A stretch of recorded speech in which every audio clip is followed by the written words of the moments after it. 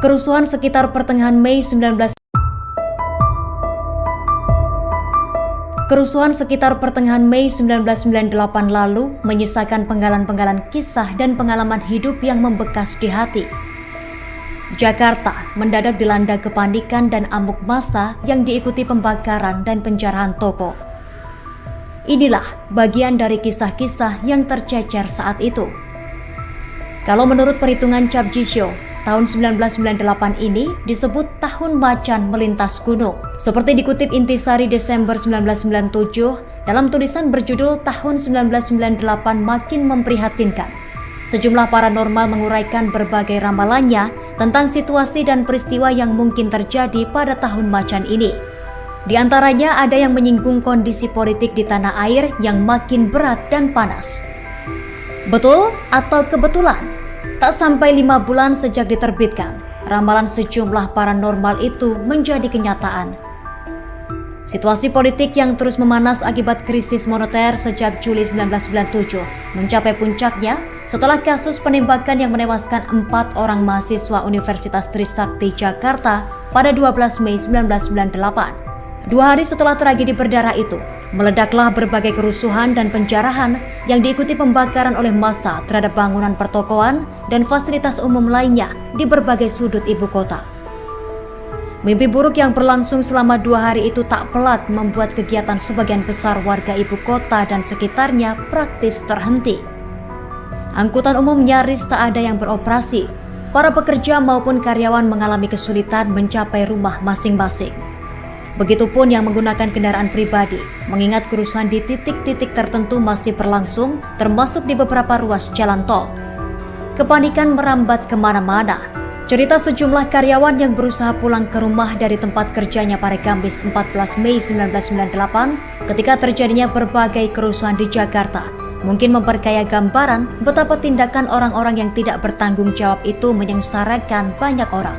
Selama menuju ke kompleks perumahan pertanian melalui jalan tikus, Slamet kagum betapa banyak orang turun ke jalan yang sepi. Mereka berkerumun di mulut-mulut gang seperti sedang menunggu sesuatu.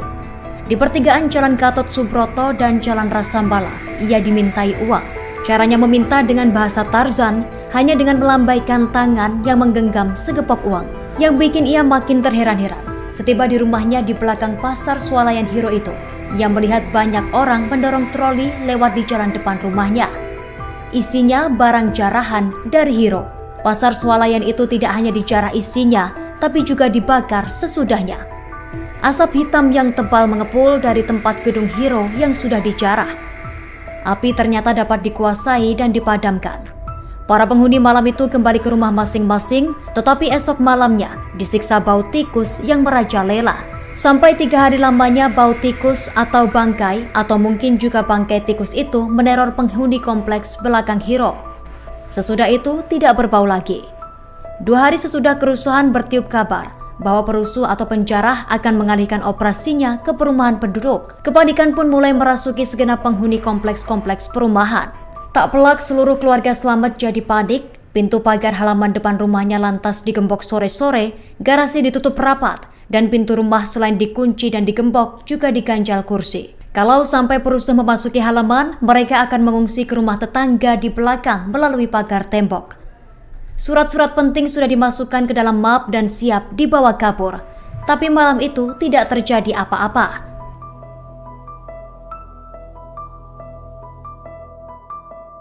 Download Tribun X sekarang. Menghadirkan lokal menjadi Indonesia. Beberapa ada yang tahu. Jadi Moses itu ditemukan bersimbah darah di ruas jalan sebelah selatan kampusnya. Ini tanggal 15 Mei 98, kerusuhan ini sebenarnya udah berakhir, tapi masih terjadi penjarahan dan perusakan di berbagai tempat di kota Solo.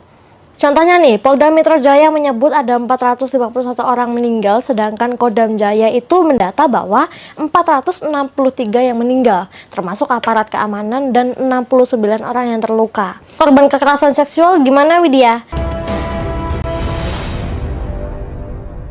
Hai Tribuners, kembali lagi di Bukan Viral Story bersama Widya. Sesuai judulnya, kali ini Widya mau membahas sejarah kelam bagi rakyat Indonesia, yakni kerusuhan Mei 1998. Peristiwa tersebut merupakan puncak dari ketidakpuasan dan kekecewaan rakyat Indonesia di beberapa daerah terhadap pemerintahan Orde Baru yang dinilai gagal mengatasi situasi dalam negeri. Di tahun inilah para rakyat Indonesia, terutama mahasiswa, menuntut Presiden Soeharto yang saat itu menjabat untuk mundur dari jabatannya. Seperti yang kita tahu, kerusuhan Mei 98 nggak cuma ada di ibu kota Jakarta, tapi juga hampir di seluruh wilayah di Indonesia. Seperti kayak Jogja, Medan, Depok, Palembang, Solo, sampai Surabaya. Ada juga sih di kota-kota kecil lainnya ya, walaupun di skala kecil gitu. Nah, mungkin seumuran aku yang lahir di tahun 98 atau 2000-an ke atas itu kayak nggak tahu kali ya semencekam apa Indonesia pada saat itu. Tapi kakak-kakak kita, paman, bahkan orang tua atau kakek nenek kita itu pasti paham betul sekacau apa suasananya. Jadi bagi Tribuners yang mungkin ingin tahu tentang kerusuhan Mei 98, kali ini Widya akan jelasin. Nanti kalau ada informasi yang kurang atau ada kesalahan informasi, Tribuners bisa tambahin di kolom komentar ya, biar kita bisa saling belajar. Jadi, penyebab adanya kerusuhan Mei 98 itu bermula dari adanya krisis finansial Asia atau krisis moneter tahun 97. Jadi di tanggal 8 Juli 97, nilai tukar rupiah terhadap dolar Amerika Serikat itu merosot. Imbasnya apa? Banyak banget. Harga bahan pokok mahal dan langka, itu pasti. Terus ada juga tingkat pengangguran itu yang pasti bertambah. Angka kemiskinan meninggi, angka putus sekolah meningkat, dan juga inflasi itu fenomena-fenomena itu tadi itu yang harus dihadapi rakyat Indonesia pada tahun 97 sampai 98, kayak pusing banget gitu ya kan. Sebelum merebak di kota-kota besar di Indonesia, kerusuhan Mei 98 lebih dulu terjadi di kota Medan, Sumatera Utara. Di Sumatera Utara ini demonstrasi telah terjadi sejak bulan April dan berakhir dengan kerusuhan antara massa aksi dan juga aparat. Kemudian disusul aksi dari mahasiswa Institut Keguruan Ilmu Pendidikan atau IKIP Medan pada 4 Mei 98 yang awalnya dilakukan di dalam kampus. Aksi di dalam kampus yang mendapatkan tekanan dari pihak keamanan kemudian menyebar dan meluas keluar. Di hari berikutnya tanggal 5 Mei, demonstrasi ini masih berlanjut. Kali ini mahasiswa bergerak ke arah Polda Sumatera Utara dan terjadi bentrokan juga tuh di sana. Nah, mahasiswa yang terlibat bentrok kemudian menguasai markas Polda Sumatera Utara. Kerusuhan bisa dikatakan paling lama terjadi di Sumatera Utara karena hingga 28 Mei 98 masih terjadi penjarahan di Tanjung Balai. Sedangkan kalau di kota-kota lainnya tuh nggak sampai tanggal segitu gitu. Nah, kerusakan di Medan memantik unjuk rasa mahasiswa Universitas Trisakti pada 12 Mei 98. Nih, aku pernah bahas ini nih, Tribuners nanti bisa nonton setelah video ini selesai ya. Tapi aku akan tetap meringkas apa yang terjadi saat unjuk rasa mahasiswa Universitas Trisakti. Jadi, pada tanggal 12 Mei 98, para mahasiswa Universitas Trisakti melakukan aksi demonstrasi. Awalnya tuh kayak ya udah tenang-tenang aja, tertib gitu. Bahkan polisi dan para mahasiswa itu sepakat bahwa mahasiswa tidak melanjutkan aksi unjuk rasa mereka ke MPR atau DPR. Tanpa ada ketegangan apapun, mahasiswa membubarkan diri dengan tenang dan juga tertib. Tapi tiba-tiba terjadi tembakan dari arah belakang barisan mahasiswa. Ya, panik dong, ya kan? Masa nggak panik? Mendengar suara tembakan tersebut, para mahasiswa lantas berlarian dan berusaha menyelamatkan diri. Bahkan sampai ada juga tuh yang masuk ke gedung kampus. Sementara aparat ini masih terus menembakkan senapannya gitu. Puluhan gas air mata pun juga dilemparkan ke dalam kampus. Dan sekitar pukul 5 sore, situasi di kampus benar-benar mencekam. Beberapa korban jiwa juga berjatuhan, salah satunya adalah 4 mahasiswa Trisakti yang tewas karena tertembak, yaitu Elang Mulia Lesmana, Hafidin Royan, Heri Hartanto, dan Hendiawansi. Nah, keesokan harinya di tanggal 13 Mei 98 di Jakarta, mahasiswa Trisakti ini kembali berdemonstrasi sebagai bentuk protes atas tindakan represif aparat. Aksi di depan kampus Trisakti Jakarta Barat itu kembali berujung ricuh dan diwarnai dengan pembakaran pom bensin serta pengerusakan pos polisi di Terminal Grogol. Massa yang semula hanya berjumlah ratusan kian bertambah setelah berbagai kelompok turut bergabung dalam gerakan mahasiswa Trisakti.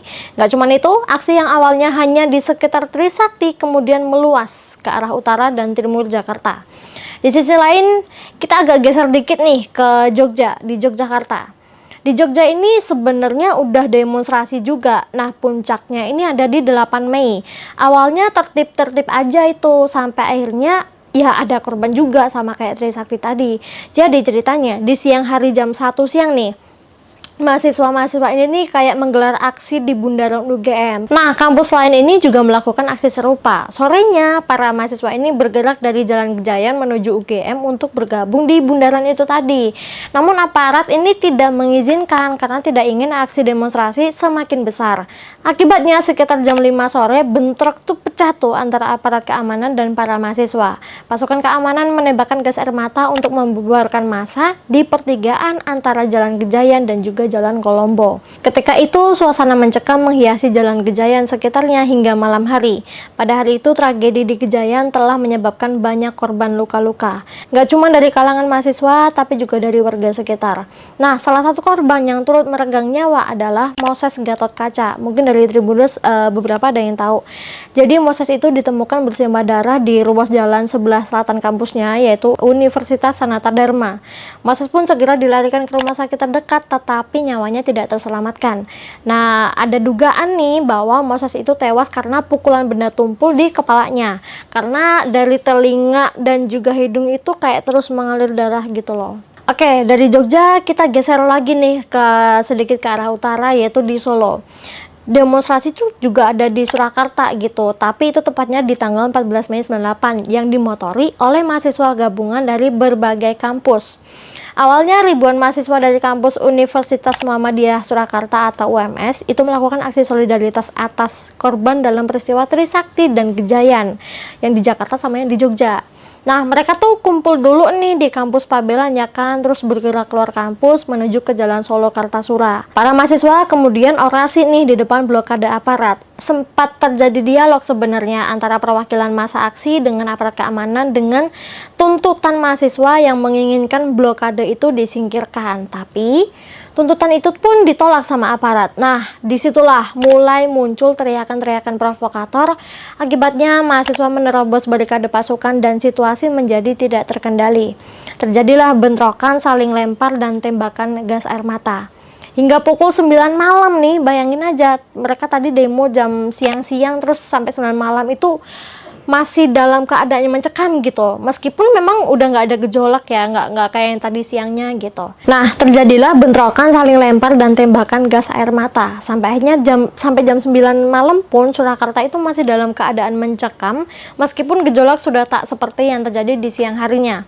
Nah, di hari berikutnya nih tanggal 15 Mei 98 kerusuhan ini sebenarnya udah berakhir, tapi masih terjadi penjarahan dan perusakan di berbagai tempat di kota Solo.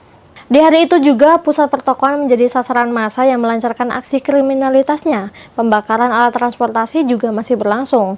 Kerusuhan pada fase kedua berlangsung hingga malam hari dan baru mulai mereda pada keesokan harinya di tanggal 16 Mei 98. Oh my god, kayak bener-bener di tanggal 14, 15, 16 tuh kayak hampir semua wilayah tuh kayak rame gitu, tapi ramenya nggak asik gitu, ramenya tuh kayak rusuh gitu. Bisa kebayangkan? Nah, itu tadi tuh kerusuhan yang ada di Medan, Jakarta, Jogja, dan juga Solo. Sebenarnya di Palembang dan Surabaya pun sama, ada aksi demonstrasi, ada penjarahan, mungkin ada juga kriminalitas. Cuman mungkin nanti Tribunnews bisa cari-cari sendiri ya kan informasi lebih detailnya seperti apa. Nggak kebayangkan sekacau apa waktu itu gitu. Bahkan kalau kita lihat dari sisi korban juga banyak yang berjatuhan gitu. Ada korban yang tewas dan luka, ada korban kekerasan seksual, bahkan sampai korban penculikan atau hilang. Dalam laporan TGPF atau Tim Gabungan Pencari Fakta, jadi TGPF itu tadi adalah tim yang dibentuk saat pemerintahan Presiden B.J. Habibie. Nah, untuk kasus kerusuhan Mei 98, TGPF itu tadi mencatat korban yang tewas itu mencapai 1.190 di Jakarta. Ini baru di Jakarta doang nih. Dari 1.190 orang tersebut, 27 diantaranya meninggal karena tembakan senjata, sementara sisanya akibat terbakar. Ada juga nih korban yang luka mencapai 91 orang. Selain TGPF, institusi lain juga mencatat jumlah korban yang pasti angkanya tuh kayak beda-beda ya. Contohnya nih, Polda Metro Jaya menyebut ada 451 orang meninggal, sedangkan Kodam Jaya itu mendata bahwa 463 yang meninggal, termasuk aparat keamanan dan 69 orang yang terluka. Pemda DKI juga menyodorkan temuan berbeda, yakni 288 orang meninggal dan 101 terluka dalam kerusuhan Mei 98. Koordinator Komisi untuk Orang Hilang dan Korban Tindak Kekerasan atau yang biasa disingkat Kontras menyebut bahwa korban tewas peristiwa kerusuhan Mei 98 ini di berbagai daerah Indonesia lebih dari 1.300 orang. Kalau korban kekerasan seksual gimana Widya? Nah, TGPF ini juga mencatat sebanyak 85 tindak kekerasan seksual diarahkan kepada perempuan Tionghoa dan 52 diantaranya adalah kasus pemerkosaan. Sedangkan 14 orang menjadi korban pemerkosaan dengan penganiayaan, 10 korban penyerangan seksual dan 9 korban pelecehan seksual. Kita geser ke korban penculikan atau korban hilang nih. Data Ikatan Keluarga Orang Hilang atau IKOHI menunjukkan sebanyak 4 orang hilang dalam kerusuhan Mei 98 tersebut. Mereka adalah Ucok Muandar Siahaan, mahasiswa Perbanas yang hilang pada 14 Mei 98. Yang kedua ada Yadin Muhyiddin, alumni sekolah pelayaran yang hilang pada 14 Mei 98. Yang ketiga ada Hendra Hambali, siswa SMU yang hilang pada 15 Mei 98. Dan yang keempat ada Abdul Nasr atau beliau adalah kontraktor yang hilang pada 14 Mei 98. Nah, di luar data IKOHI itu tadi, ada juga orang hilang dalam kerusuhan Mei 98. Salah satunya adalah Setvanu Sanu. Yang pasti jumlah atau angka pasti korban kerusuhan Mei 98 itu tadi tetap tidak diketahui karena banyaknya perbedaan data yang diungkap dari berbagai institusi. Bahkan hingga kini sudah 26 tahun perjalanan reformasi, penyelesaian kasus kerusuhan Mei 98 belum juga tuntas. Sebenarnya apa sih yang terjadi setelah kerusuhan Mei 98? Jadi, setelah kerusuhan Mei 98, Indonesia memasuki periode transisi. Peristiwa tersebut menjadi pemicu bagi jatuhnya rezim Orde Baru yang dipimpin oleh Presiden Soeharto. Pengunduran diri Soeharto membuka jalan bagi reformasi politik dan demokratisasi yang lebih jelas di Indonesia. Nah, setelah Presiden Soeharto itu tadi mundur, waktu itu B.J. Habibie yang sedang menjabat menjadi wakil presiden itu otomatis naik menjadi presiden. Dan B.J. Habibie itu menjabat sebagai presiden dari tahun 98 sampai tahun 99. Kemudian pemilihan umum dilaksanakan pada tahun 99, yaitu kurang lebih setahun lah dari peristiwa itu tadi, yang merupakan pemilu pertama setelah jatuhnya Soeharto. Pemilihan itu menghasilkan pemenang baru yaitu Abdurrahman Wahid atau Gus Dur yang menjadi presiden Indonesia yang dipilih secara langsung pertama kali. Nah, yang pasti perubahan yang lumayan kelihatan banget itu ya kan. Nah, itu tuh Indonesia mempunyai kebebasan berekspresi. Kerusuhan Mei 98 ini tidak hanya merupakan babak gelap dalam sejarah Indonesia, tetapi juga merupakan titik balik penting dalam perjalanan bangsa menuju demokrasi dan keadilan. Meskipun meninggalkan luka yang mendalam, peristiwa tersebut juga membawa harapan akan masa depan yang lebih baik, di mana perdamaian, kesetaraan, dan kemajuan dapat menjadi kenyataan bagi semua warga Indonesia. Oke, itu tadi penjelasan tentang kerusuhan Mei 98. Yang pasti penjelasan tadi sudah aku ringkas, jadi kalau Tribuners penasaran lebih detailnya seperti apa, bisa cari sendiri sejarahnya di platform manapun. Sekian dulu storytelling kali ini. Nantikan bukan viral story selanjutnya. Widya pamit, bye-bye. Download Tribun X sekarang. Menghadirkan lokal menjadi Indonesia.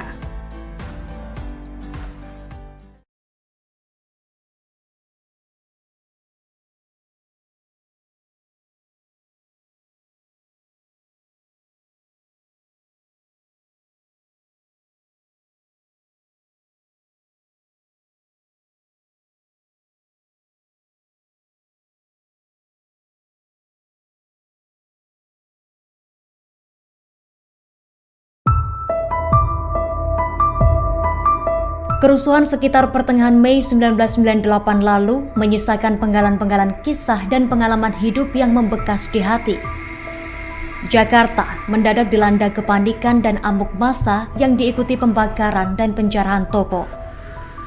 Inilah bagian dari kisah-kisah yang tercecer saat itu. Kalau menurut perhitungan Cap Jisho, tahun 1998 ini disebut tahun macan melintas gunung. Seperti dikutip Intisari Desember 1997 dalam tulisan berjudul Tahun 1998 Makin Memprihatinkan. Sejumlah paranormal menguraikan berbagai ramalannya tentang situasi dan peristiwa yang mungkin terjadi pada tahun macan ini. Di antaranya ada yang menyinggung kondisi politik di tanah air yang makin berat dan panas. Betul atau kebetulan? Tak sampai 5 bulan sejak diterbitkan, ramalan sejumlah paranormal itu menjadi kenyataan. Situasi politik yang terus memanas akibat krisis moneter sejak Juli 1997 mencapai puncaknya setelah kasus penembakan yang menewaskan 4 orang mahasiswa Universitas Trisakti Jakarta pada 12 Mei 1998. 2 hari setelah tragedi berdarah itu, meledaklah berbagai kerusuhan dan penjarahan yang diikuti pembakaran oleh massa terhadap bangunan pertokoan dan fasilitas umum lainnya di berbagai sudut ibu kota. Mimpi buruk yang berlangsung selama 2 hari itu tak pelak membuat kegiatan sebagian besar warga ibu kota dan sekitarnya praktis terhenti. Angkutan umum nyaris tak ada yang beroperasi. Para pekerja maupun karyawan mengalami kesulitan mencapai rumah masing-masing. Begitupun yang menggunakan kendaraan pribadi, mengingat kerusuhan di titik-titik tertentu masih berlangsung, termasuk di beberapa ruas jalan tol. Kepanikan merambat kemana-mana. Cerita sejumlah karyawan yang berusaha pulang ke rumah dari tempat kerjanya pada Kamis 14 Mei 1998 ketika terjadinya berbagai kerusuhan di Jakarta mungkin memperkaya gambaran betapa tindakan orang-orang yang tidak bertanggung jawab itu menyengsarakan banyak orang. Selama menuju ke kompleks perumahan pertanian melalui jalan tikus, Slamet kagum betapa banyak orang turun ke jalan yang sepi. Mereka berkerumun di mulut-mulut gang seperti sedang menunggu sesuatu. Di pertigaan Jalan Gatot Subroto dan Jalan Rasambala, ia dimintai uang. Caranya meminta dengan bahasa Tarzan, hanya dengan melambaikan tangan yang menggenggam segepok uang, yang bikin ia makin terheran-heran. Setiba di rumahnya di belakang pasar swalayan Hiro itu, ia melihat banyak orang mendorong troli lewat di jalan depan rumahnya. Isinya barang jarahan dari Hiro. Pasar swalayan itu tidak hanya dijarah isinya, tapi juga dibakar sesudahnya. Asap hitam yang tebal mengepul dari tempat gedung Hiro yang sudah dijarah. Api ternyata dapat dikuasai dan dipadamkan. Para penghuni malam itu kembali ke rumah masing-masing, tetapi esok malamnya disiksa bau tikus yang merajalela. Sampai 3 hari lamanya bau tikus atau bangkai, atau mungkin juga bangkai tikus itu meneror penghuni kompleks belakang Hiro. Sesudah itu tidak berbau lagi.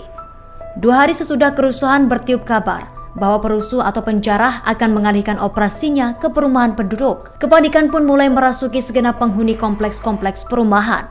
Tak pelak seluruh keluarga Slamet jadi panik. Pintu pagar halaman depan rumahnya lantas digembok sore-sore, garasi ditutup rapat, dan pintu rumah selain dikunci dan digembok juga diganjal kursi. Kalau sampai perusuh memasuki halaman, mereka akan mengungsi ke rumah tetangga di belakang melalui pagar tembok.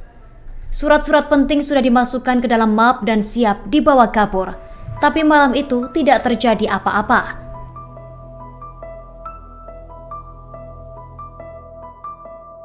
Download Tribun X sekarang. Menghadirkan lokal menjadi Indonesia. Beberapa ada yang tahu. Jadi Moses itu ditemukan bersimbah darah di ruas jalan sebelah selatan kampusnya. Ini tanggal 15 Mei 98, kerusuhan ini sebenarnya udah berakhir, tapi masih terjadi penjarahan dan perusakan di berbagai tempat di kota Solo. Contohnya nih, Polda Metro Jaya menyebut ada 451 orang meninggal, sedangkan Kodam Jaya itu mendata bahwa 463 yang meninggal, termasuk aparat keamanan dan 69 orang yang terluka. Korban kekerasan seksual gimana, Widya? Hai Tribuners, kembali lagi di Bukan Viral Story bersama Widya. Sesuai judulnya, kali ini Widya mau membahas sejarah kelam bagi rakyat Indonesia, yakni kerusuhan Mei 1998. Peristiwa tersebut merupakan puncak dari ketidakpuasan dan kekecewaan rakyat Indonesia di beberapa daerah terhadap pemerintahan Orde Baru yang dinilai gagal mengatasi situasi dalam negeri. Di tahun inilah para rakyat Indonesia, terutama mahasiswa, menuntut Presiden Soeharto yang saat itu menjabat untuk mundur dari jabatannya. Seperti yang kita tahu, kerusuhan Mei 98 nggak cuma ada di ibu kota Jakarta, tapi juga hampir di seluruh wilayah di Indonesia. Seperti kayak Jogja, Medan, Depok, Palembang, Solo, sampai Surabaya. Ada juga sih di kota-kota kecil lainnya ya, walaupun di skala kecil gitu. Nah, mungkin seumuran aku yang lahir di tahun 98 atau 2000-an ke atas itu kayak nggak tahu kali ya semencekam apa Indonesia pada saat itu. Tapi kakak-kakak kita, paman, bahkan orang tua atau kakek nenek kita itu pasti paham betul sekacau apa suasananya. Jadi bagi Tribuners yang mungkin ingin tahu tentang kerusuhan Mei 98, kali ini Widya akan jelasin.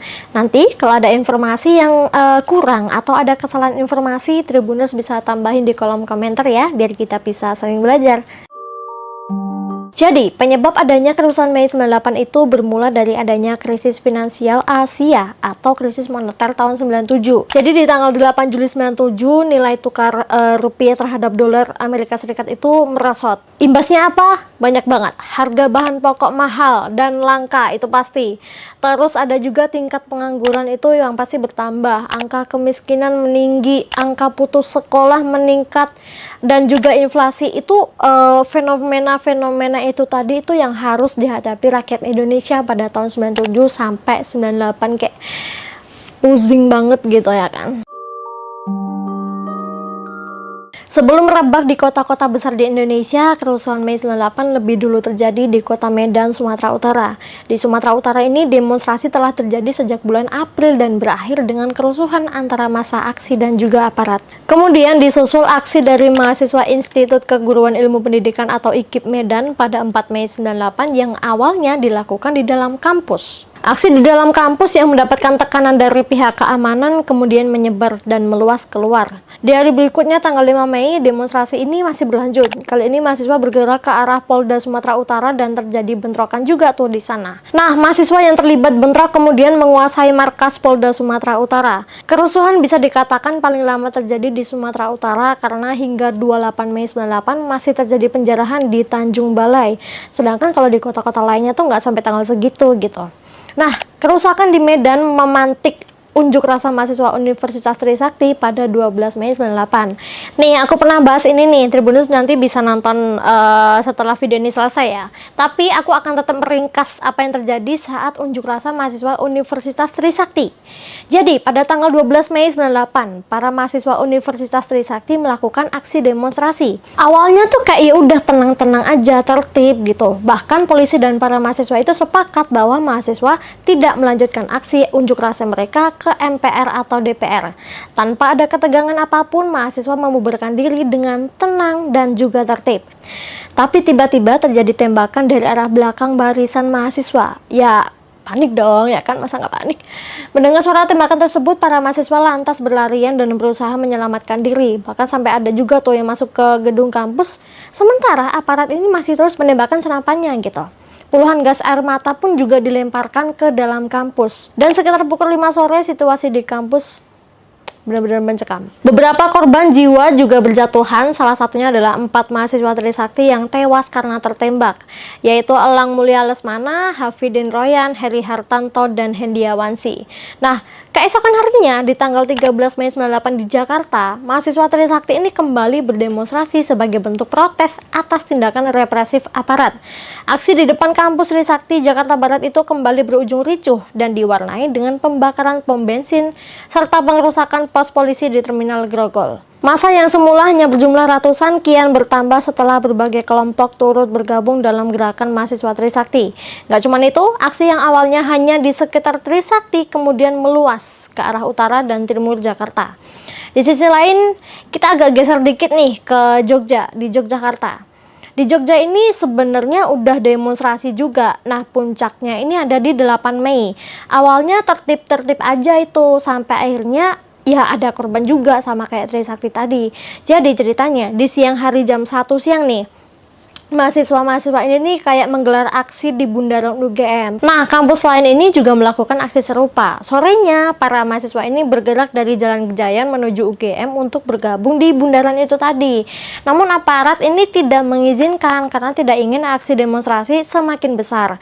Akibatnya sekitar jam 5 sore bentrok tuh pecah tuh antara aparat keamanan dan para mahasiswa. Pasukan keamanan menembakkan gas air mata untuk membubarkan massa di pertigaan antara Jalan Gejayan dan juga Jalan Kolombo. Ketika itu suasana mencekam menghiasi Jalan Gejayan sekitarnya hingga malam hari. Pada hari itu tragedi di Gejayan telah menyebabkan banyak korban luka-luka. Gak cuma dari kalangan mahasiswa tapi juga dari warga sekitar. Nah, salah satu korban yang turut meregang nyawa adalah Moses Gatotkaca. Mungkin dari Tribunus beberapa ada yang tahu. Jadi Moses itu ditemukan bersimbah darah di ruas jalan sebelah selatan kampusnya, yaitu Universitas Sanata Dharma. Moses pun segera dilarikan ke rumah sakit terdekat, tetapi nyawanya tidak terselamatkan. Nah, ada dugaan nih bahwa Moses itu tewas karena pukulan benda tumpul di kepalanya. Karena dari telinga dan juga hidung itu kayak terus mengalir darah gitu loh. Oke, dari Jogja kita geser lagi nih sedikit ke arah utara, yaitu di Solo. Demonstrasi itu juga ada di Surakarta gitu, tapi itu tepatnya di tanggal 14 Mei 98 yang dimotori oleh mahasiswa gabungan dari berbagai kampus. Awalnya ribuan mahasiswa dari kampus Universitas Muhammadiyah Surakarta atau UMS itu melakukan aksi solidaritas atas korban dalam peristiwa Trisakti dan Gejayan yang di Jakarta sama yang di Jogja. Nah, mereka tuh kumpul dulu nih di kampus Pabelan ya kan, terus bergerak keluar kampus menuju ke Jalan Solo Kartasura. Para mahasiswa kemudian orasi nih di depan blokade aparat. Sempat terjadi dialog sebenarnya antara perwakilan massa aksi dengan aparat keamanan dengan tuntutan mahasiswa yang menginginkan blokade itu disingkirkan. Tapi tuntutan itu pun ditolak sama aparat. Nah, disitulah mulai muncul teriakan-teriakan provokator. Akibatnya mahasiswa menerobos barikade pasukan dan situasi menjadi tidak terkendali. Terjadilah bentrokan, saling lempar dan tembakan gas air mata. Hingga pukul 9 malam nih, bayangin aja, mereka tadi demo jam siang-siang terus sampai 9 malam itu masih dalam keadaan yang mencekam gitu, meskipun memang udah nggak ada gejolak ya, nggak kayak yang tadi siangnya gitu. Nah, terjadilah bentrokan, saling lempar dan tembakan gas air mata. Sampai akhirnya sampai jam 9 malam pun Surakarta itu masih dalam keadaan mencekam, meskipun gejolak sudah tak seperti yang terjadi di siang harinya. Nah, di hari berikutnya nih, tanggal 15 Mei 98, kerusuhan ini sebenarnya udah berakhir, tapi masih terjadi penjarahan dan perusakan di berbagai tempat di kota Solo. Di hari itu juga pusat pertokoan menjadi sasaran massa yang melancarkan aksi kriminalitasnya. Pembakaran alat transportasi juga masih berlangsung. Kerusuhan pada fase kedua berlangsung hingga malam hari dan baru mulai mereda pada keesokan harinya di tanggal 16 Mei 98. Oh my god, kayak bener-bener di tanggal 14, 15, 16 tuh kayak hampir semua wilayah tuh kayak rame gitu, tapi ramenya nggak asik gitu, ramenya tuh kayak rusuh gitu. Bisa kebayangkan? Nah, itu tadi tuh kerusuhan yang ada di Medan, Jakarta, Jogja, dan juga Solo. Sebenarnya di Palembang dan Surabaya pun sama, ada aksi demonstrasi, ada penjarahan, mungkin ada juga kriminalitas. Cuman mungkin nanti Tribuners bisa cari-cari sendiri ya kan informasi lebih detailnya seperti apa. Nggak kebayangkan sekacau apa waktu itu gitu. Bahkan kalau kita lihat dari sisi korban juga banyak yang berjatuhan gitu. Ada korban yang tewas dan luka, ada korban kekerasan seksual, bahkan sampai korban penculikan atau hilang. Dalam laporan TGPF atau Tim Gabungan Pencari Fakta, jadi TGPF itu tadi adalah tim yang dibentuk saat pemerintahan Presiden B.J. Habibie. Nah, untuk kasus kerusuhan Mei 98, TGPF itu tadi mencatat korban yang tewas itu mencapai 1.190 di Jakarta. Ini baru di Jakarta doang nih. Dari 1.190 orang tersebut, 27 diantaranya meninggal karena tembakan senjata, sementara sisanya akibat terbakar.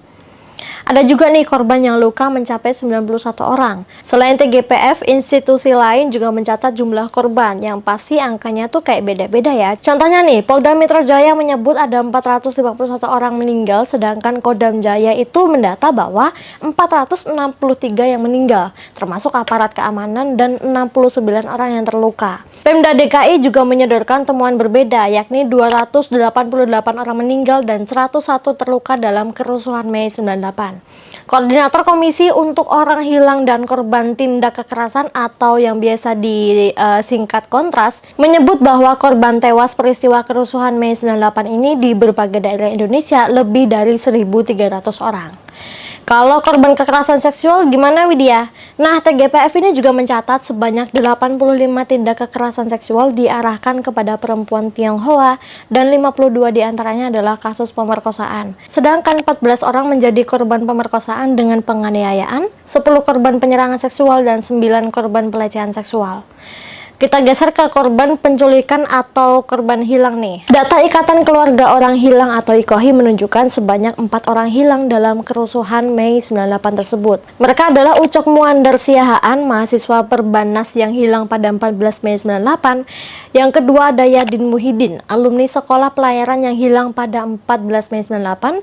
Yang ketiga ada Hendra Hambali, siswa SMU yang hilang pada 15 Mei 98. Dan yang keempat ada Abdul Nasr atau beliau adalah kontraktor yang hilang pada 14 Mei 98. Nah, di luar data IKOHI itu tadi, ada juga orang hilang dalam kerusuhan Mei 98. Salah satunya adalah Setvanus Sanu. Yang pasti jumlah atau angka pasti korban kerusuhan Mei 98 itu tadi tetap tidak diketahui karena banyaknya perbedaan data yang diungkap dari berbagai institusi. Bahkan hingga kini sudah 26 tahun perjalanan reformasi, penyelesaian kasus kerusuhan Mei 98 belum juga tuntas. Sebenarnya apa sih yang terjadi setelah kerusuhan Mei 98? Jadi, setelah kerusuhan Mei 98, Indonesia memasuki periode transisi. Peristiwa tersebut menjadi pemicu bagi jatuhnya rezim Orde Baru yang dipimpin oleh Presiden Soeharto. Pengunduran diri Soeharto membuka jalan bagi reformasi politik dan demokratisasi yang lebih jelas di Indonesia. Nah, setelah Presiden Soeharto itu tadi mundur, waktu itu B.J. Habibie yang sedang menjabat menjadi wakil presiden itu otomatis naik menjadi presiden. Dan B.J. Habibie itu menjabat sebagai presiden dari tahun 98 sampai tahun 99. Kemudian pemilihan umum dilaksanakan pada tahun 99, yaitu kurang lebih setahun lah dari peristiwa itu tadi, yang merupakan pemilu pertama setelah jatuhnya Soeharto. Pemilihan itu menghasilkan pemenang baru, yaitu Abdurrahman Wahid atau Gus Dur, yang menjadi presiden Indonesia yang dipilih secara langsung pertama kali. Nah, yang pasti perubahan yang lumayan kelihatan banget itu ya kan. Nah, itu tuh Indonesia mempunyai kebebasan berekspresi. Kerusuhan Mei 98 ini tidak hanya merupakan babak gelap dalam sejarah Indonesia, tetapi juga merupakan titik balik penting dalam perjalanan bangsa menuju demokrasi dan keadilan. Meskipun meninggalkan luka yang mendalam, peristiwa tersebut juga membawa harapan akan masa depan yang lebih baik, di mana perdamaian, kesetaraan, dan kemajuan dapat menjadi kenyataan bagi semua warga Indonesia. Oke, itu tadi penjelasan tentang kerusuhan Mei 98. Yang pasti penjelasan tadi sudah aku ringkas, jadi kalau Tribuners penasaran lebih detailnya seperti apa, bisa cari sendiri sejarahnya di platform manapun. Sekian dulu storytelling kali ini. Nantikan bukan viral story selanjutnya. Widya pamit, bye-bye. Download Tribun X sekarang. Menghadirkan lokal menjadi Indonesia.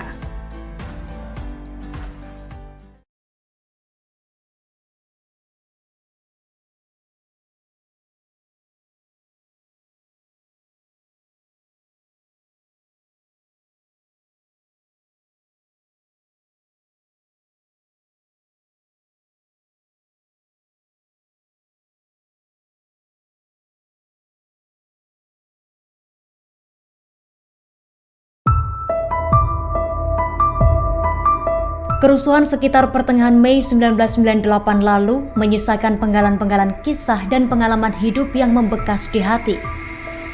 Jakarta mendadak dilanda kepanikan dan amuk massa yang diikuti pembakaran dan penjarahan toko. Inilah bagian dari kisah-kisah yang tercecer saat itu.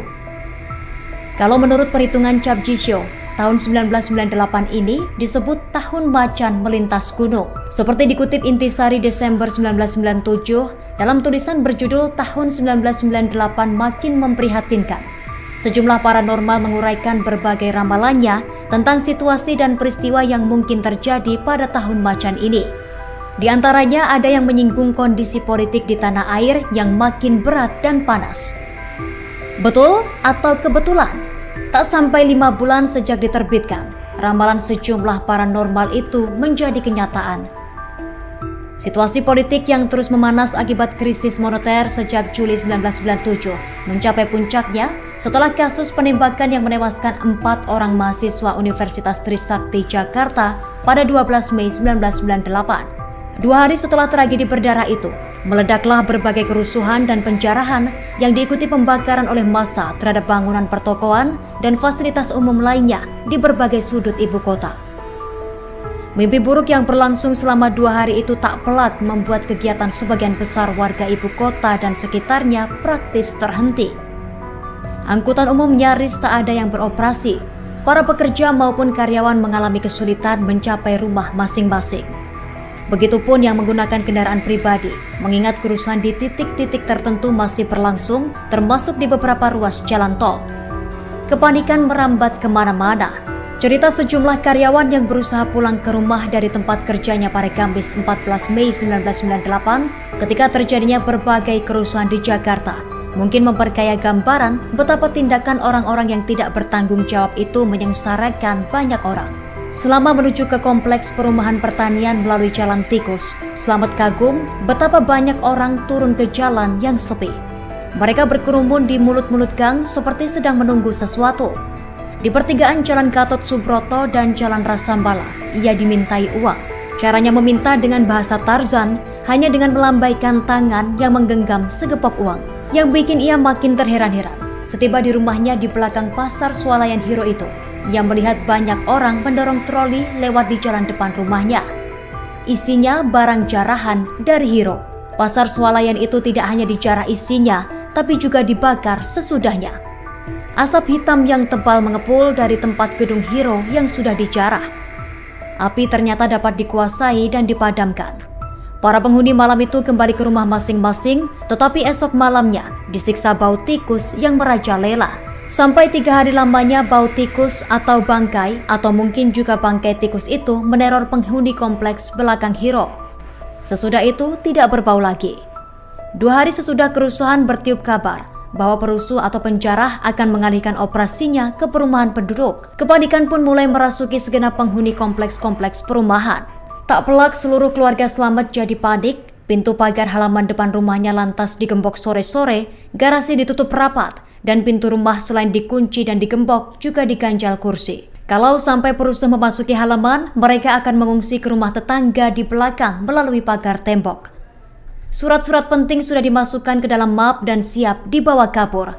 Tapi malam itu tidak terjadi apa-apa.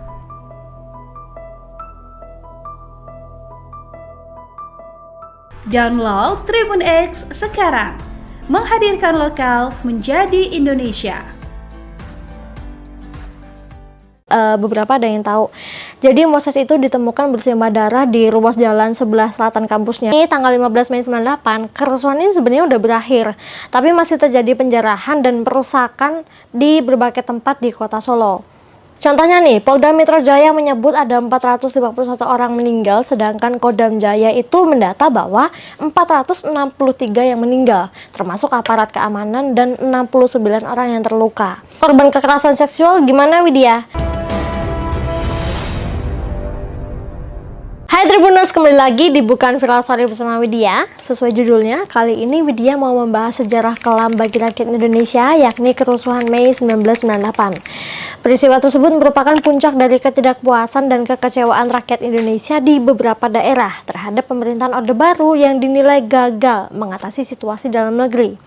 Di tahun inilah para rakyat Indonesia, terutama mahasiswa, menuntut Presiden Soeharto yang saat itu menjabat untuk mundur dari jabatannya. Seperti yang kita tahu, kerusuhan Mei 98 nggak cuma ada di ibu kota Jakarta, tapi juga hampir di seluruh wilayah di Indonesia. Seperti kayak Jogja, Medan, Depok, Palembang, Solo, sampai Surabaya. Ada juga sih di kota-kota kecil lainnya ya, walaupun di skala kecil gitu. Nah, mungkin seumuran aku yang lahir di tahun 98 atau 2000-an ke atas itu kayak nggak tahu kali ya semencekam apa Indonesia pada saat itu. Tapi kakak-kakak kita, paman, bahkan orang tua atau kakek nenek kita itu pasti paham betul sekacau apa suasananya. Jadi bagi Tribuners yang mungkin ingin tahu tentang kerusuhan Mei 98, kali ini Widya akan jelasin. Nanti kalau ada informasi yang kurang atau ada kesalahan informasi, Tribuners bisa tambahin di kolom komentar ya, biar kita bisa saling belajar. Jadi, penyebab adanya kerusuhan Mei 98 itu bermula dari adanya krisis finansial Asia atau krisis moneter tahun 97. Jadi di tanggal 8 Juli 97, nilai tukar rupiah terhadap dolar Amerika Serikat itu merosot. Imbasnya apa? Banyak banget. Harga bahan pokok mahal dan langka, itu pasti. Terus ada juga tingkat pengangguran itu yang pasti bertambah. Angka kemiskinan meninggi, angka putus sekolah meningkat, dan juga inflasi itu fenomena-fenomena itu tadi itu yang harus dihadapi rakyat Indonesia pada tahun 97 sampai 98, kayak pusing banget gitu ya kan. Sebelum merebak di kota-kota besar di Indonesia, kerusuhan Mei 98 lebih dulu terjadi di kota Medan, Sumatera Utara. Di Sumatera Utara ini demonstrasi telah terjadi sejak bulan April dan berakhir dengan kerusuhan antara massa aksi dan juga aparat.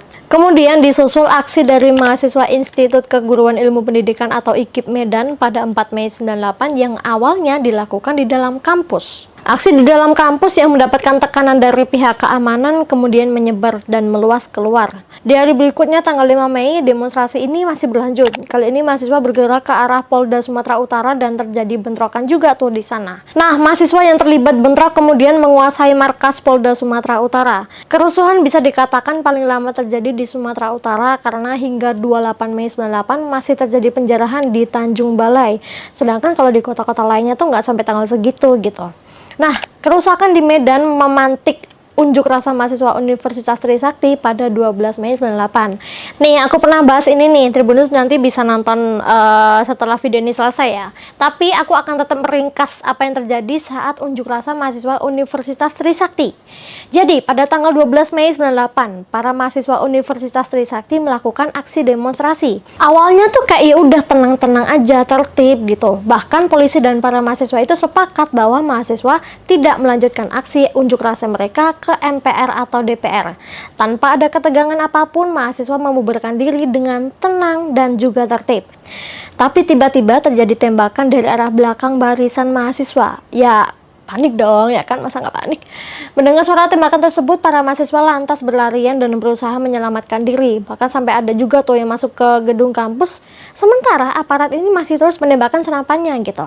Puluhan gas air mata pun juga dilemparkan ke dalam kampus. Dan sekitar pukul 5 sore, situasi di kampus benar-benar mencekam. Beberapa korban jiwa juga berjatuhan, salah satunya adalah 4 mahasiswa Trisakti yang tewas karena tertembak, yaitu Elang Mulia Lesmana, Hafidin Royan, Heri Hartanto, dan Hendiawansi. Nah, keesokan harinya di tanggal 13 Mei 98 di Jakarta, mahasiswa Trisakti ini kembali berdemonstrasi sebagai bentuk protes atas tindakan represif aparat. Aksi di depan kampus Trisakti Jakarta Barat itu kembali berujung ricuh dan diwarnai dengan pembakaran pom bensin serta pengerusakan pos polisi di Terminal Grogol. Masa yang semula hanya berjumlah ratusan kian bertambah setelah berbagai kelompok turut bergabung dalam gerakan mahasiswa Trisakti. Gak cuma itu, aksi yang awalnya hanya di sekitar Trisakti kemudian meluas ke arah utara dan timur Jakarta. Di sisi lain, kita agak geser dikit nih ke Jogja, di Yogyakarta. Di Jogja ini sebenarnya udah demonstrasi juga. Nah, puncaknya ini ada di 8 Mei. Awalnya tertib-tertib aja itu, sampai akhirnya ya ada korban juga sama kayak Trisakti tadi.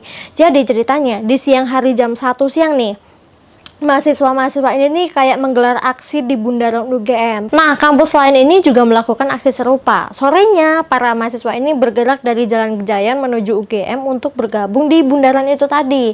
Namun aparat ini tidak mengizinkan karena tidak ingin aksi demonstrasi semakin besar. Akibatnya sekitar jam 5 sore bentrok tuh pecah tuh antara aparat keamanan dan para mahasiswa. Pasukan keamanan menembakkan gas air mata untuk membubarkan massa di pertigaan antara Jalan Gejayan dan juga Jalan Kolombo. Ketika itu suasana mencekam menghiasi Jalan Gejayan sekitarnya hingga malam hari. Pada hari itu tragedi di Gejayan telah menyebabkan banyak korban luka-luka. Gak cuma dari kalangan mahasiswa tapi juga dari warga sekitar. Nah, salah satu korban yang turut meregang nyawa adalah Moses Gatotkaca. Mungkin dari Tribunus beberapa ada yang tahu.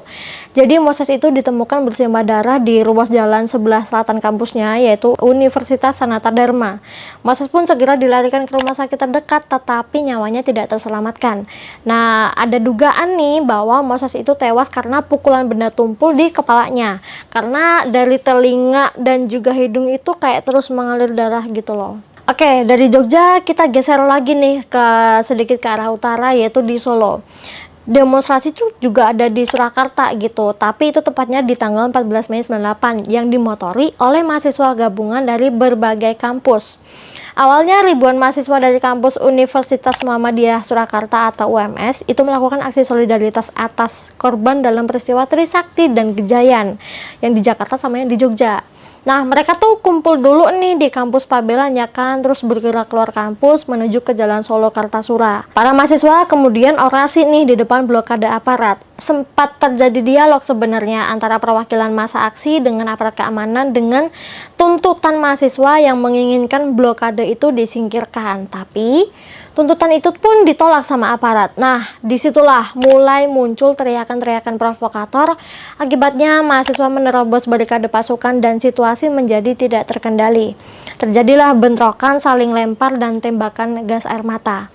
hingga pukul 9 malam nih. Bayangin aja, mereka tadi demo jam siang-siang terus sampai 9 malam itu masih dalam keadaan yang mencekam gitu, meskipun memang udah nggak ada gejolak ya, nggak kayak yang tadi siangnya gitu. Nah, terjadilah bentrokan, saling lempar dan tembakan gas air mata. Sampai akhirnya sampai jam 9 malam pun Surakarta itu masih dalam keadaan mencekam, meskipun gejolak sudah tak seperti yang terjadi di siang harinya.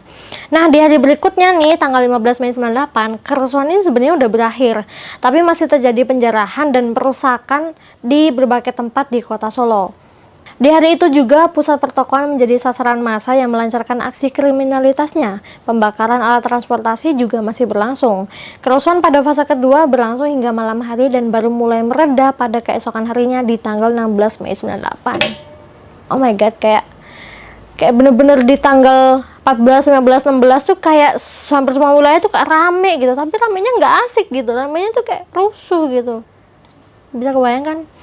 Nah, itu tadi tuh kerusuhan yang ada di Medan, Jakarta, Jogja, dan juga Solo. Sebenarnya di Palembang dan Surabaya pun sama, ada aksi demonstrasi, ada penjarahan, mungkin ada juga kriminalitas. Cuman mungkin nanti Tribunus bisa cari-cari sendiri ya kan informasi lebih detailnya seperti apa. Nggak kebayangkan sekacau apa waktu itu gitu. Bahkan kalau kita lihat dari sisi korban juga banyak yang berjatuhan gitu. Ada korban yang tewas dan luka, ada korban kekerasan seksual, bahkan sampai korban penculikan atau hilang.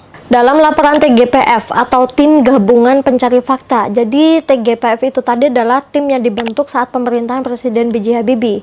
Nah, untuk kasus kerusuhan Mei 98, TGPF itu tadi mencatat korban yang tewas itu mencapai 1.190 di Jakarta.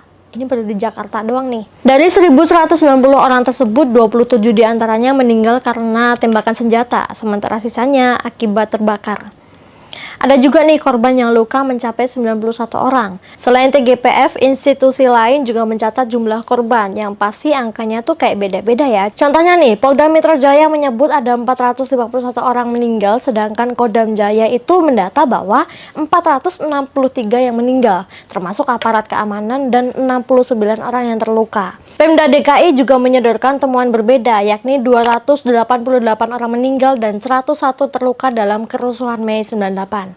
Koordinator Komisi untuk Orang Hilang dan Korban Tindak Kekerasan atau yang biasa disingkat Kontras menyebut bahwa korban tewas peristiwa kerusuhan Mei 98 ini di berbagai daerah Indonesia lebih dari 1.300 orang.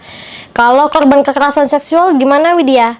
Nah, TGPF ini juga mencatat sebanyak 85 tindak kekerasan seksual diarahkan kepada perempuan Tionghoa dan 52 diantaranya adalah kasus pemerkosaan. Sedangkan 14 orang menjadi korban pemerkosaan dengan penganiayaan, 10 korban penyerangan seksual dan 9 korban pelecehan seksual. Kita geser ke korban penculikan atau korban hilang nih. Data Ikatan Keluarga Orang Hilang atau IKOHI menunjukkan sebanyak 4 orang hilang dalam kerusuhan Mei 98 tersebut. Mereka adalah Ucok Muandar Siahaan, mahasiswa Perbanas yang hilang pada 14 Mei 98. Yang kedua ada Yadin Muhyiddin, alumni sekolah pelayaran yang hilang pada 14 Mei 98. Yang ketiga ada Hendra Hambali, siswa SMU yang hilang pada 15 Mei 98. Dan yang keempat ada Abdul Nasr atau beliau adalah kontraktor yang hilang pada 14 Mei 98. Nah, di luar data IKOHI itu tadi, ada juga orang hilang dalam kerusuhan Mei 98. Salah satunya adalah Setvanus Sanu. Yang pasti jumlah atau angka pasti korban kerusuhan Mei 98 itu tadi tetap tidak diketahui karena banyaknya perbedaan data yang diungkap dari berbagai institusi. Bahkan hingga kini sudah 26 tahun perjalanan reformasi, penyelesaian kasus kerusuhan Mei 98 belum juga tuntas. Sebenarnya apa sih yang terjadi setelah kerusuhan Mei 98? Jadi, setelah kerusuhan Mei 98, Indonesia memasuki periode transisi. Peristiwa tersebut menjadi pemicu bagi jatuhnya rezim Orde Baru yang dipimpin oleh Presiden Soeharto. Pengunduran diri Soeharto membuka jalan bagi reformasi politik dan demokratisasi yang lebih jelas di Indonesia. Nah, setelah Presiden Soeharto itu tadi mundur, waktu itu B.J. Habibie yang sedang menjabat menjadi wakil presiden itu otomatis naik menjadi presiden. Dan B.J. Habibie itu menjabat sebagai presiden dari tahun 98 sampai tahun 99. Kemudian pemilihan umum dilaksanakan pada tahun 99, yaitu kurang lebih setahun lah dari peristiwa itu tadi, yang merupakan pemilu pertama setelah jatuhnya Soeharto. Pemilihan itu menghasilkan pemenang baru, yaitu Abdurrahman Wahid atau Gus Dur, yang menjadi presiden Indonesia yang dipilih secara langsung pertama kali. Nah, yang pasti perubahan yang lumayan kelihatan banget itu ya kan. Nah, itu tuh Indonesia mempunyai kebebasan berekspresi. Kerusuhan Mei 98 ini tidak hanya merupakan babak gelap dalam sejarah Indonesia, tetapi juga merupakan titik balik penting dalam perjalanan bangsa menuju demokrasi dan keadilan. Meskipun meninggalkan luka yang mendalam, peristiwa tersebut juga membawa harapan akan masa depan yang lebih baik, di mana perdamaian, kesetaraan, dan kemajuan dapat menjadi kenyataan bagi semua warga Indonesia. Oke, itu tadi penjelasan tentang kerusuhan Mei 98. Yang pasti penjelasan tadi sudah aku ringkas, jadi kalau Tribuners penasaran lebih detailnya seperti apa, bisa cari sendiri sejarahnya di platform manapun. Sekian dulu storytelling kali ini. Nantikan bukan viral story selanjutnya. Widya pamit, bye-bye. Download Tribun X sekarang. Menghadirkan lokal menjadi Indonesia.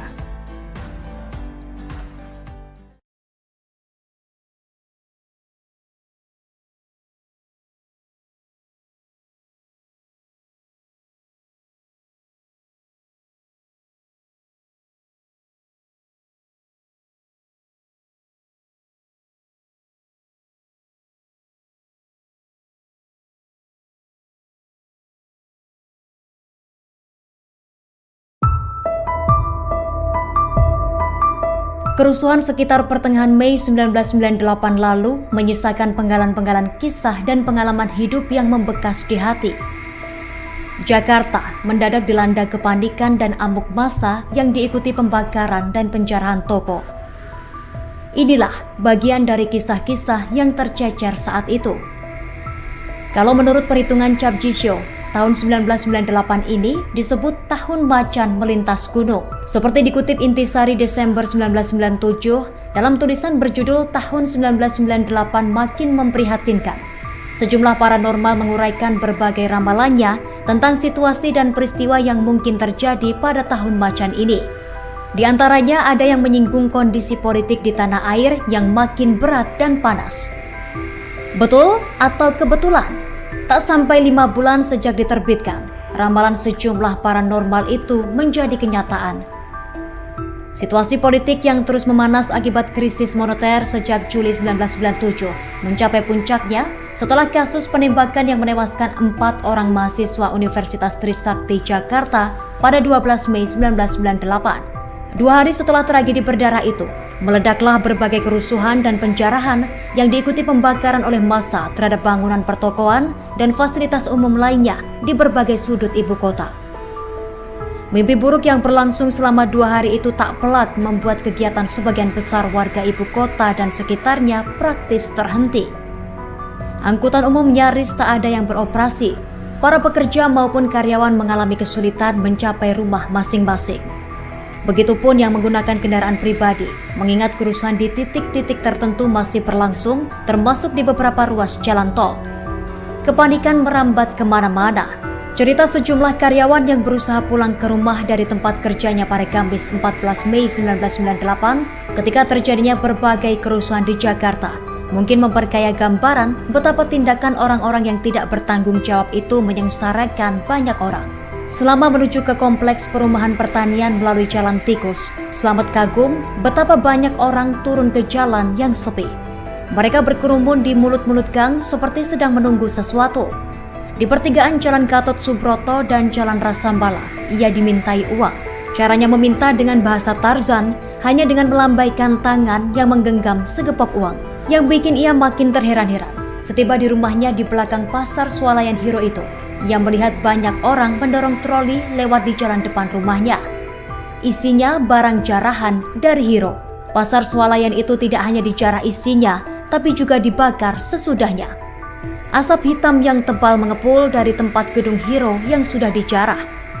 Api ternyata dapat dikuasai dan dipadamkan.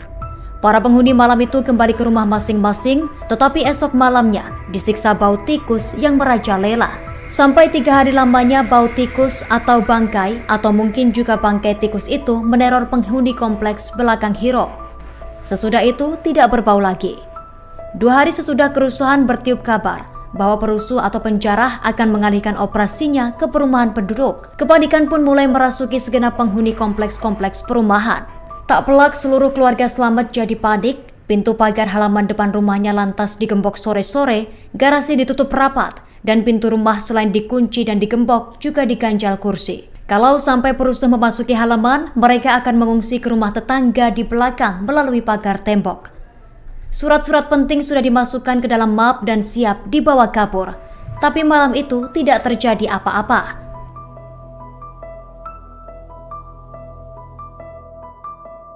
Download Tribun X sekarang. Menghadirkan lokal menjadi Indonesia. Beberapa ada yang tahu. Jadi Moses itu ditemukan bersimbah darah di ruas jalan sebelah selatan kampusnya. Ini tanggal 15 Mei 98, kerusuhan ini sebenarnya udah berakhir, tapi masih terjadi penjarahan dan perusakan di berbagai tempat di kota Solo. Contohnya nih, Polda Metro Jaya menyebut ada 451 orang meninggal, sedangkan Kodam Jaya itu mendata bahwa 463 yang meninggal, termasuk aparat keamanan dan 69 orang yang terluka. Korban kekerasan seksual gimana, Widya? Hai Tribuners, kembali lagi di Bukan Viral Story bersama Widya. Sesuai judulnya, kali ini Widya mau membahas sejarah kelam bagi rakyat Indonesia, yakni kerusuhan Mei 1998. Peristiwa tersebut merupakan puncak dari ketidakpuasan dan kekecewaan rakyat Indonesia di beberapa